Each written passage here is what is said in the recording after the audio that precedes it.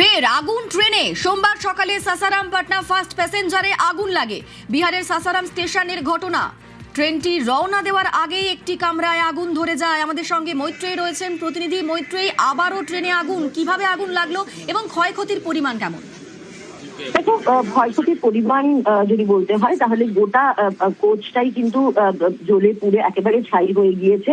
আজকে সাসারাম থেকে পাটনা গামী এই যে ট্রেন ফার্স্ট প্যাসেঞ্জার, সেটা 6 নম্বর প্ল্যাটফর্মে দাঁড়িয়েছিল এবং সেই সময় প্যাসেঞ্জাররাও চড়তে শুরু করেছিল। হঠাৎই একটি কোচের গেট থেকে আগুনের উৎপত্তি হয় এবং তারপরে ধীরে ধীরে গোটা কোচটিতেই আগুন ছড়িয়ে পড়ে। দ্রুত যারা প্যাসেঞ্জাররা ছিল তাদেরকে নামিয়ে আনা হয় এবং সেখান থেকে তাদেরকে উদ্ধার করে আগুন নেভানোর কাজ শুরু করা হয়। কিন্তু ততক্ষণে গোটা কোচে আগুন ছড়িয়ে পড়েছে এবং দাউ দাউ করে জ্বলতে দেখা যায়। সেই কোচ আগুনে জ্বলছে সেই ছবি দেখা যায় এবং তারপরে বেশ অনেকক্ষণের চেষ্টায় আগুন নিয়ন্ত্রণে আনা হয়েছে।